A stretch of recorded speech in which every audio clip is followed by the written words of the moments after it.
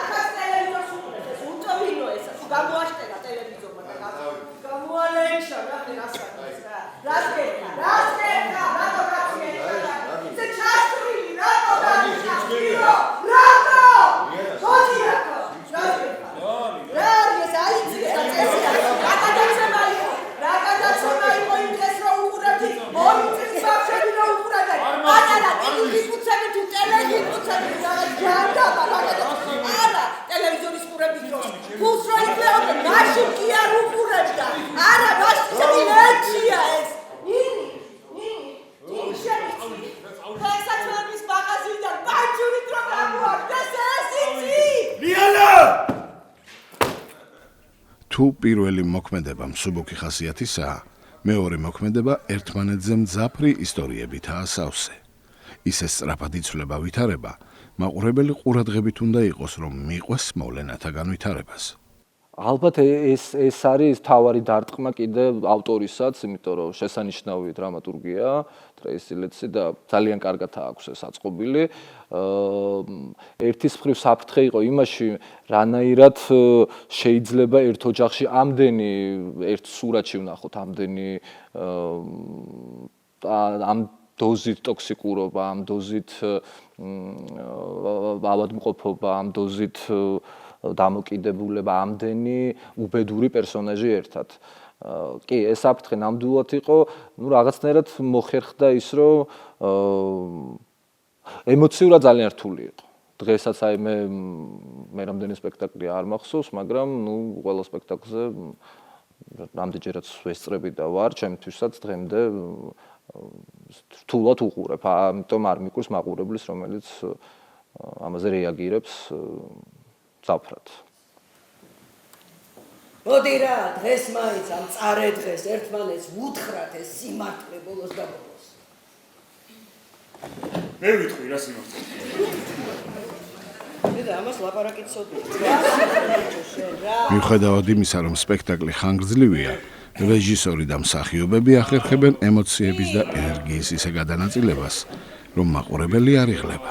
მაღაზიას დაყენება დამოვიწყდა და ამიტომ დამაგვიანდა დასაფლავებაზე. მაპატიეთ რა ყველა. დედა მაპატიეთ. რაიჩი საწყალი გოგო შეესვეგეთი დაბდურები მოგწონდა მთელი ცხოვრება. ისევე როგორც პიესის სპექტაკლის ჟანრიც ტრაგიკომედია. თეატრმცოდნე ანა მირიანაშვილი აღნიშნავს. მთელი სპექტაკლის განმავლობაში იგრძნობა ამ ჟანრისთვის დამახასიათებელი ორსახუნება. ტრაგიკული და კომიკური ეფექტის ერთდროულობა. კომიკური სიტუაცია წამში ტრაგიკულ ჟღერადობას იძენს. და პირიქით, ზოგიერთ სცენაში უკიდურესად დაძაბულ მომენტს კომიკური პასაჟი განმოხტავს.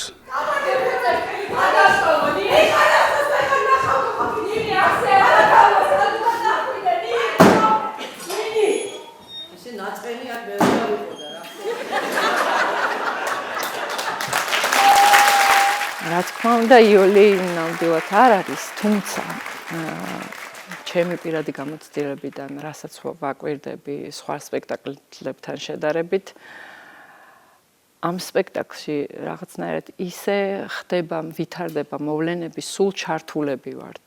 სულ ჩართულები და ფაქტიურად ვცხოვრობთ ამ სცენაზე.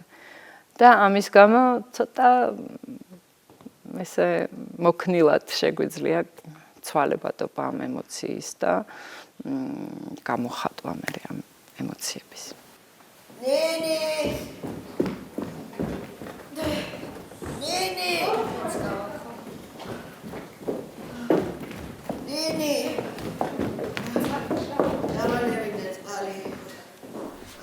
ხატვის და რეჟისორის გადაწყვეტით პერსონაჟები სულ მოძრაობენ. გადატეხლულ სივრცეებში ერთი ოთახიდან მეორეში გადაადგილდებიან. მთელი სპექტაკლის განმავლობაში ისინი სცენას არ ტოვებენ და მოქმედებას მაშინაც აგრძელებენ, როდესაც მთავარი მიზანსცენა სცენის სხვა კუთხეში თამაშდება. აქეთი კი ციარული. იცით რომ ალბათ შევეჩვიეთ ამას. მუშაობის დროს იმდენი რეპეტიცია გავიარეთ და იმდენად მართლა საინტერესო რეპეტიციები რო იყო, ალბათ მაგიტო გაგვიადვილდა ამ გარემოსთან შეგუება და სხვათა შორის მინდა აღვნიშნო, რომ უკვე რო გამოვიდა ეს სპექტაკლი, იმის შემდეგ რეპეტიციას პრაქტიკულად ვეღარ გავდივართ ამ სცენოგრაფიის გარეშე. იმდენად დამოკიდებული ვართ აი თითოეულ დეტალზე, იქ კედელი იქნება, თუ გასასვლელი იქნება, თუ რეკვიზიტი იქნება, ყველაფერი იმდენად არის შერწყმული ერთმანეთში, რომ ცალკე რეპეტიციის გავლა ცოტა ისეთი უცნაური არის. ეხა ბევრმა მაყურებელმა თქვა, რომ რამდენჯერმე უნდა ვნახო სპექტაკლიო, იმიტომ რომ იქ შენ თუ გიყურებო, იქ მეპარება რაღაც სცენა, როგორც რაღაც როცა საინტერესო რაღაც ჭუჭრუტანაში იყურები და ბევრ ადგილზე საინტერესო ხდება და ალბათ ამ სპექტაკლის ხიბლი ეს არის, რომ ყველა კუთხეში ცხოვრება არ ჩერდება და რაღაცნაირად აი ძალიან ცოტა დრო გქონდა სხვათა შორის ეხა ამ თეატრს აქვს ეს მინუსი, რომ სუდაკავებულია სცენა და ჩვენ რეალურად სპექტაკლი ვითამაშეთ პირველი პრაგონი ვითამაშეთ მაყურებელზე. სხვა საშუალება არ იყო და ეხლა ესეთ რთულ სცენოგრაფიაში, როცა პარალელური სცენები მიდის და შენ თან უნდა იქ იცოცხლოს იმ სცენამ და თან ხელი არ შეუშალო იმ თავარ სცენას. ძალიან რთულია რეპეტიციის და პრაგონების გარეშე. მაგრამ ვახერხებთ. ეხლა დღესაც სპექტაკლის წინ კიდე ნიკა კი ამბობს დაგანებებთ, მაგრამ ყოველი სპექტაკლის წინ მაინც გავდივართ რაღაცა სცენებს, რომ რაც დაგვაკლდა, ასე ვთქვათ, ახალი სპექტაკლია ჯერჯერობით, ასე ვთქვათ, ეხლა იწყებს სიცოცხლეს ეს სპექტაკლი, იმიტომ რომ ძალიან ახალია. რასუნია? ჰა? რასუნია მეთქე? საჭმის სამზარეულო. არა, მაგაზე არ ვიძახი. გასაკეთებე? რის სუნია? საჭმის მეთქი სამზარეულოდან. მოსაწევს ეწევი იზა? არა. აი, მე არ დამიმაგო. არა მეთქი. რეჟისორის სურვილი იყო, რომ რამდენიმე პლანზე ერთდროულად ეთამაშეთ, აი მაგალითად ერთი სცენა რომ მიდის, სურვილი ჰქონდა, რომ პარალელურად სხვა სცენაც გათამაშებულიყო. და მოცემულობა რადგან იყო სახლი და ამ შემთხვევაში გადავწყვიტეთ აი ესეთი ორსართულიანი სახლი ოქროყანის პრინციპზე, იქ შემდეგ თავისუფალი თეატრი გვაძლევს თქვა აივნის გამოყენების საშუალებად და კარგად იკითხება. ამ შემთხვევაში გავაკეთეთ ორსართულიანი სახლი. ანუ ეს რეჟისორის სურვილიდან გამომდინარე, რომ რამდენიმე პლანზე უნდა მომხდარიყო ამ სახიობების თამაში, აქედან გამომდინარე შევიმუშავე ეს პირდაპირ ვიტყვი დოგულის ვარიანტი არის, ოღონდ ქართულ ვარიანტში, რომ აი ეს თან კედლებიც არ არის თანაბარი, არის უფრო მანსარდული ტიპის შემაღლებები, რომ უფრო სოფლის სახლის ასოციაცია ყოფილიყო, ასე ვთქვათ. და ასევე სპექტაკლის უკანა კედელი არის სამკუთხა ტიპის, რომ ფასადური სახლი ყოფილიყო კერძო სახლის ორსართულიანის. ჩემთვის საინტერესო იყო უწყვეტობის განცდა, პერსონაჟი რომელიც შემოდის და ის არასდროს არ გადის სახლიდან. რა ხდება სახლში? აი სრული პლანით საინტერესო იყო ჩემთვის მთელი სახლი. ანუ არ არის საინტერესო ის, რაც წინა პლანზე ხდება მხოლოდ. საინტერესოა როგორ აგრძელებს პერსონაჟი ცხოვრებას იმ წერტილიდან, სადაც თითქოს უნდა დავემშვიდობოთ, გავუშვათ, გავაცილოთ კულისებში, მაგრამ ამაზე ხშირად ვფიქრობ, ხო აი რას აკეთებს კულისებში პერსონაჟი. მე მაგალითად ყოველთვის მაინტერესებს ხოლმე რა ხდება მას შემდეგ, როდესაც ნებისმიერი გმირი გადის კულისებში. ამიტომ გადავწყვიტე, რომ მოდი არ გავიყვან არავის სცენიდან, აი ეს უწყვეტობის განცდამ პერსონაჟისთვის ეხმარება თვითონ მსახიობს, იმიტომ რომ ის არ შედის კულისებში მოსაწევად, ფიქრი არ მიდის არსად და 3 საათი თუ არ ჩავთვლით ანტრაქტს, მას აქვს საშუალება რომ განავითაროს და რაღაცა მივიდეს კულმინაციამდე, შემდეგ უკვე ფინალამდე. არ ვიცი, არაფერი არ ვიცი. დენი ხანია ერთად ვარ. ხოზე, აი დედას და მამას მაგას მართლა ვერ დავუკარგავ რა. აი ქედს ვიხრი მაგათი ქორწინების წინაშე. არა, ტიპები რამდენი ხანია რომ ცოლქმარი არიან თუ ხვდებით, ჰა? ნატა მამამ თავი მოიკლა. ხო, ნინი, მაგრამ სცენა მოიკლავდა, ხო იყვნენ არა? სცენა ხო სიტყვას არ შეგარჩენენ. რაც ხდება უკან ეს ცხადია დადგმულია, თუმცა აი სპექტაკლამდე ვამატებთ მაინც არის ბევრი იმპროვიზაცია ამ უკანა პლანის ოთახებში და ეს ამოცანაც დასახულია რომ იყოს იმპროვიზაცია მათ შორის ტექსტებში, თუმცა ესეთი საფრთხილოა ძალიან რომ არ შეუშალოს წინა პლანის სცენებს, ამიტომ რაღაცნაირად მე მგონი ვახერხებთ იმას რომ აი ამ იმპროვიზაციის მიუხედავად არ შეუშალოთ ერთმანეთს ერთმა ოთახმა მეორე ოთახს ხელი. დასვენებას არ მიფიქრია სხვათა შორის. დასვენება არა. დასვენება არ არის, იმიტომ რომ მაინც იქ უკანა პლანზე ყველაფერი უნდა გააკონტროლო. მით უმეტეს, როცა ასეთი სპექტაკლია, აი წამის დაგვიანებამაც შეიძლება რაღაც უხერხული პაუზა შექმნას სცენაზე. ამ დროს უნდა აკონტროლო შენი პარტნიორები, ვინც სად არის, ხელი არ შეუშალო, მოზომილად რომ იმოქმედო, რომ წინა პლანზე ვინც არის, იმათ რო არ შეუშალო. მაგრამ ძალიან საინტერესო პროცესი არის ეს რა თქმა უნდა.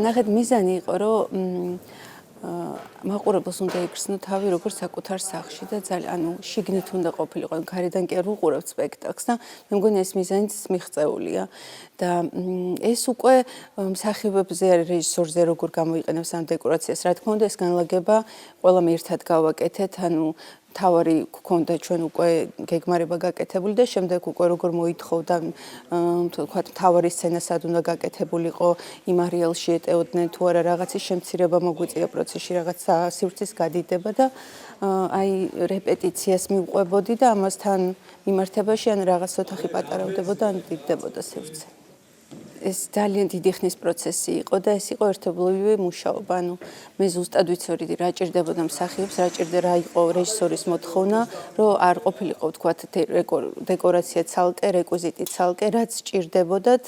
ბევრი ფიქრის შემდეგ მივდიოდით იქამდე, რომ ზუსტად ამას გამოიყენებს თუ არა და ეს უნდა ყოფილიყო კონკრეტულად პერსონაჟისთვის და არა უბრალოდ ვიზუალური გაფორმება. შენ იცოდი რომ მამაშენს ყველაზე მეტად შენო. დედა მომიცოდე მე მაგის ცოდნა არაფერში არ მჭირდება. მირჩემია მეგონოს რომ მე ჩემ მშობლებს სამივე შვილი უყვართ თანაბრად რა. ერთზე მეტი რომ გაგეჩინე, აი მაშინ მიხდებოდი რომ მშობლები რომელიმეს ყოველთვის გამოარჩენენ ხოლმე და შენ იყავი მაგის წეული. დიდი მადლობა. მიუხედავად იმისა, რომ სცენაზე ბევრი დეკორაცია, რეკვიზიტია დარბაზში შესულ მაყურებელს მყუდრო გარემო ხვდება. ავეჯით გასული საუკუნის 60-იანი წლების ატმოსფეროა შექმნილი. ეს რეკვიზიტების სიმრავლე ქმნის ნატურალისტურ გარემოს, ხო, სადაც უნდა იცხოვრონ ამ პერსონაჟებმა, ბევრია ნამდვილად, ბევრია და ნუ აი ტექნიკური რეჟისორი გაწვალებულია ძალიან, მაგრამ რადგან ცხოვრობთ, ამიტომ ვიშველიებთ ყველაფერს, რაც აი ამ სასცენო ცხოვრებაში დაგვეხმარებ. ძალიან ბევრი ნივთია, აი, როდესაც თქვა ერთი მსუყე დეკორაცია, იქ მარტივია ფერების შეხამება და თან პროცესში იცით როგორ ხდება რეპეტიციების დროს ყოველდღე რაღაცა იმატებოდა, თქვა ყოველდღე რეჟისორი რაღაცას ამატებდა, იქ მსახიობი დაამატებდა და ის სულ პროცესში გვიწევდა, რომ ახალ-ახალი რეკვიზიტზე გვეფიქრა, ახალი ფერი შემოდიოდა და ეს ყველაფერი არ ყოფილიყო აჭრელებული და ასევე კოსტუმიც თითოეული პერსონაჟის კოსტუმი უნდა გამოხატავდეს ხო მის წარსულს აწყოს მომავალს და ესეც ვეცადე რომ პერსონაჟის ხასიათს მორგებოდა. მიხარია თუ გავართვით თავი.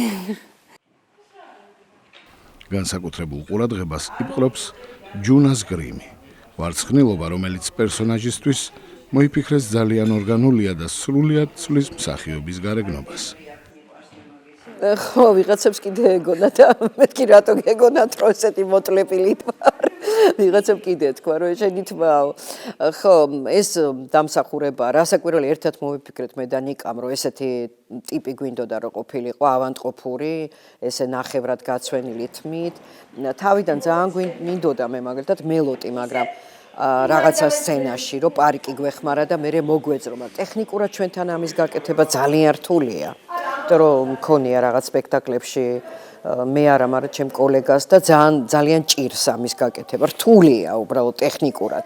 და მერე გამახსენდა თვითონ ის ფილმი, რის მიხედვითაც ჩვენ ამას ვაკეთებთ, სადაც მერილ სტრიპია, იქ თუ არ ცდები, ის არის მელოტი და მერე პარიკს იხურავს. ეხლა კარგად არ მახსოვს, იმიტომ რომ როცა რამებზე მუშაობ, იმას არ უყურებ არასოდეს, რომ რამეში ხელი არ შემიშალოს, აი რაღაცა უпростоოდ მე გამიჩნდეს აზრი და მერე დამატორმუზოს იმან, რომ ეს ფილმში ხო იყო და აღარ გავაკეთო. ამიტომ უნდა სტერილური ვიყო და არასოდეს ეხლა არიან მსახიობები, ვინც პირიქით ჩაუჯდებიან და თუ კი რამეა, რეჟისორიც ვიცი ესეთი, რომელიც მიგზავნის ხოლმე, რომ ნახე აი ეს იმან ითამაშა ამან. მე ეს არ მაინტერესებს. არ მაინტერესებს როგორ მაინტერესებს შემიძლია სპექტაკლის მერე ვნახო. ან თუ ნანახი მაქვს, პირიქით ვცდილობ, რომ იქიდან არაფერი არ მახსოვდეს. იმიტომ რომ შემიშლის ეს. ჩემი ფანტაზია იქნება შეკრული. მამაში შეიძლება საძაგლობებს და საზისტროებს არასდროს მამ ვიცი და ამაშია ამაშია ყველანი ნერვებს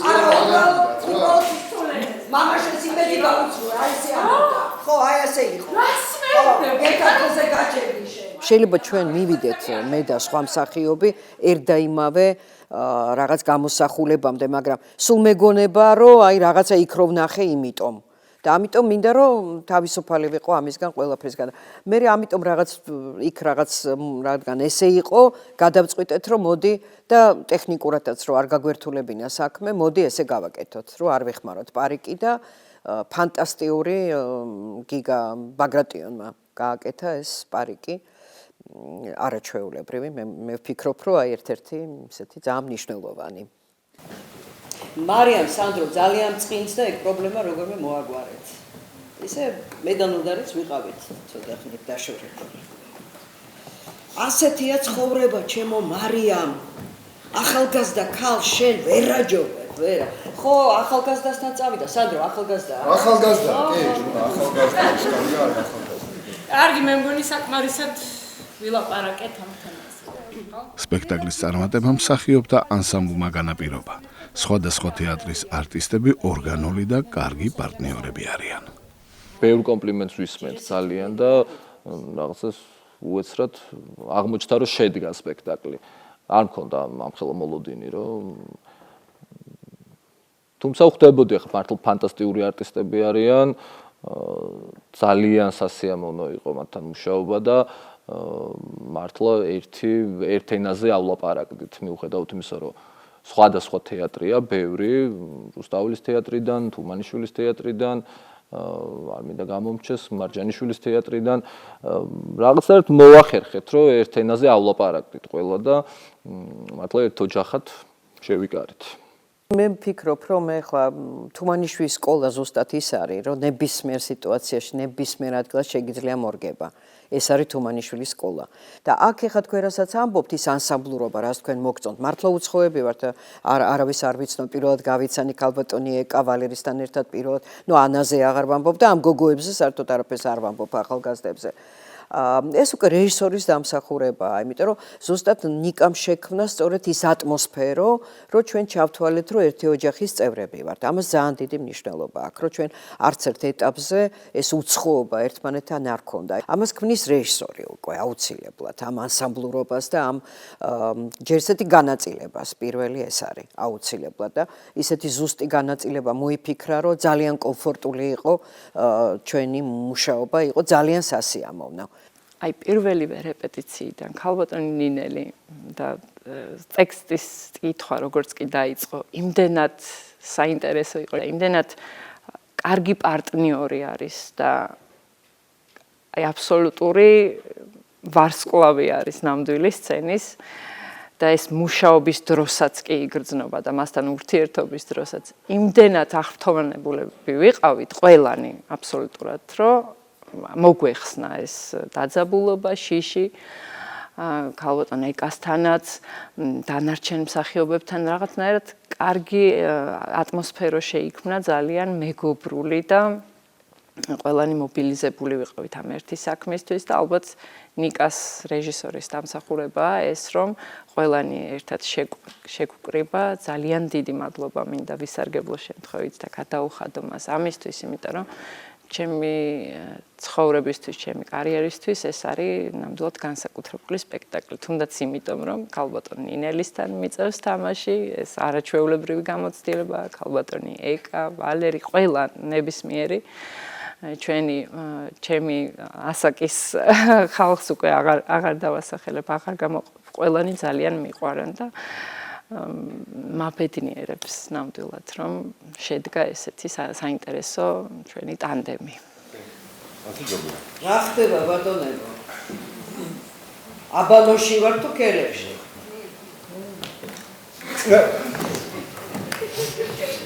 ოდიში უკაცრავად. აწევს ახლა ჭიქარს ვინმე. როცა ამ მასალაზე მუშაობდით, პარალელურად ესე ძალიან ცუდად დაემთხვა, ესე არასოდეს არ მქონია, ამერიკელი რეჟისორი აკეთებდა ონილის გრძელი დღის შემოღამება, ახლა ესეც. და იქაც ვთამაშობ, ასე ვთქვათ, დამოკიდებულ ადამიანს და იქ ნარკოტიკებია, აქ ტაბლეტებია. და რაღაც ძალიან ეშინო, ნიკასაც ძალიან ეშინოდა და ელოდებოდა ის პრემიერა აღმოჩნდა, რომ უფრო წინ წავიდა და ჯერ იქ უნდა მეთამაშა, მაგრამ რეპეტიციებს თითქმის თანაბრად გავდიოდით. მარტო პრაგონების დროს ერთი კვირა შევისვენე ნიკასთან, იმიტომ რომ ძალიან გამიჭირდებოდა ახლა ასეთი იმის გაკეთება. და ყველაზე მეტად ამას ნერვიულობდი, რომ რამე ამ ქალისგან იქეთ არ წავიდეს, იმისგან აქეთ არ წავიდეს და ჩაბარების დროს ნიკა მოვიდა და მითხრა, რომ არა სუფთად გავედითო, არაფერი იმ ქალის არ ცხია, ეს აბსოლუტურად სხვა პერსონაჟია. შენ გაიცი, შენ ეხა ისევ ეს რა არის ეხა არ გამარჯვება. ეხა არ გამარჯვება. ესენი ვერები ისევ გაიცი. არა, ეს ჩემი განასაჩებელია. ეხა მე რაღაც ავტომატზე აღარ მინდა ლაპარაკი. რაზე დაემდავყავდეთ და იცი კაცო. ნუ ატულის გამოძახება გამის სამსააზე და ნუ იცი ეს მე ვიცი შექმნა ეს რა. იცით რა, მე არ მიყვარს აი რა ვიღაცა დავინახე და იმის გადაღება, არასოდეს ამას არ ვაკეთებ. არ მიყვარს უბრალოდ. მაგრამ მიუხედავად ამისა, ეხლა ჩემი ცხოვრებისეული გამოცდილებიდან ესეთი ადამიანები ხო ვიცი და რაღაცა ნაკრებია, იმიტომ გონიათ, რომ თქვენი მეზობელია. ვიცი ეს ტიპაჟ, ეს ადამიანები როგორ იქცევიან, აი ავანტყოფობის დროს, ან ხასიათი როგორია და რაღაცეები შეიძლება რომ ეხლა იმიტაცია კი არ გავაკეთო, მაგრამ იქედან გამომდინარე გამოცდილებიდან გამოვიყენო. როგორ იქცევა ავანტყოფი, როგორ სიმულანტობენ ძალიან ხშირად, როგორ აფერისტობენ ცოტას. აი როგორ ტყუიან, როცა განსაკუთრებით, როცა ეს აი დამოკიდებულებას ეხება წამლების ან სიგარეტის ან ნუ ეხლა ნარკოტიკი არ ვიცი, მაგრამ მიახლობით ხვდები და ამას რაღაცას ვიგებ.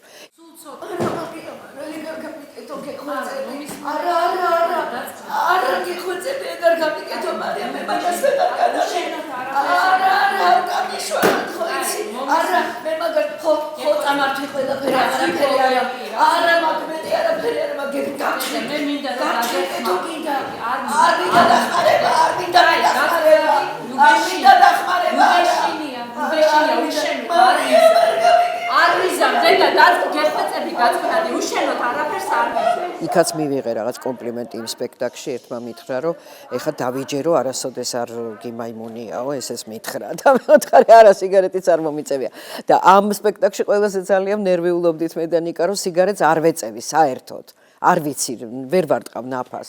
და სულ მეშინოდა, რომ ეხა არ გამომიჭირონ, რომ სიგარეტი არ ვიცი და ვამართლებ, რომ არის ეს ავანტყოფი არა, ხო, დაიჯერეთ რომ ვეწევი. ხო, ძალიან მიხარია. ხო და სულ ესე იგი ვამართლებ მე ჩემთვის ვაკეთებ ამას, რომ იმიტომ მცხვენია, როცა რაღაცას არაზუსტად გავაკეთებ, მე ვერ გავაკეთებ, შემწხვება ძალიან. და ამიტომ გამართლებას ვაკეთებ, რომ ჩემი დედამთილი ბოლოს უკვე, 98 წლის იყო წარმოიდგინეთ და სიგარეტს მაინც არ ანებებდა თავს, ცუდად იყო და აღარ უშლიდით უკვე, აზრი არ ქონდა. მაგრამ კი არ ეწეოდა, აი აფუილებდა თუ რაღაცა ნაფას ვეღარ ურტყავდა, იმიტომ რომ ალბათ ყველაზე, შეუშლიდა. და აი რაღაცნაირად ეწეოდა და მე ამას ვამართლებ, რომ ეს ქალი ავათარი უბრალოდ მიჯაჭულია ამ სიგარეტზე და უნდა რომ სულ ბოლის ქვეშ იყოს, თორემ ნაფას ვერ ვარტყავ. ხო და აი ესე ნაკრებია უფრო ეს ადამიანი. ჯუნაა მოკლედ რა, არავინ არ არის ჯუნაა.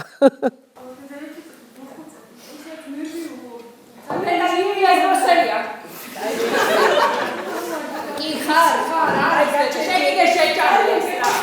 მოდი გინდა მეგაჭამო. გინდა არ არის მაგის, ეხლა დედას უნდა ვაჭარო.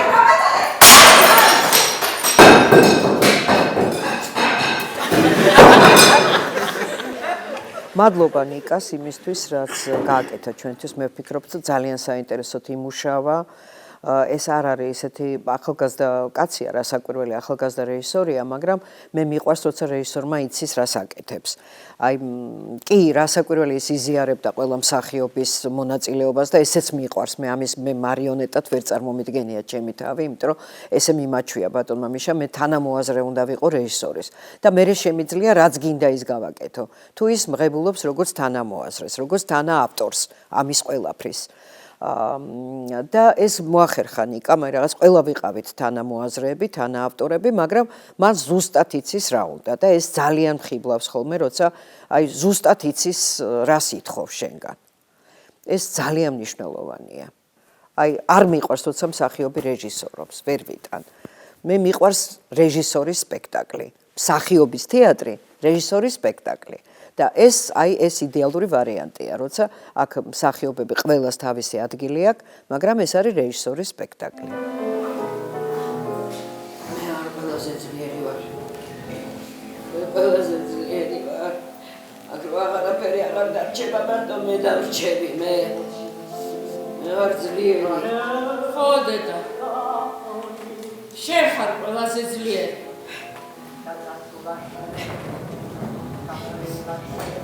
მარია ნემსის გაკეთება არ დაგავიწყდეს, გაიგე?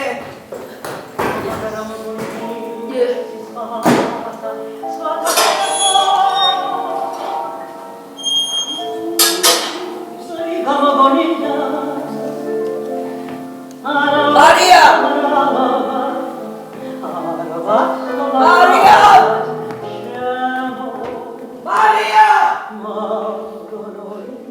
Maria! Maria!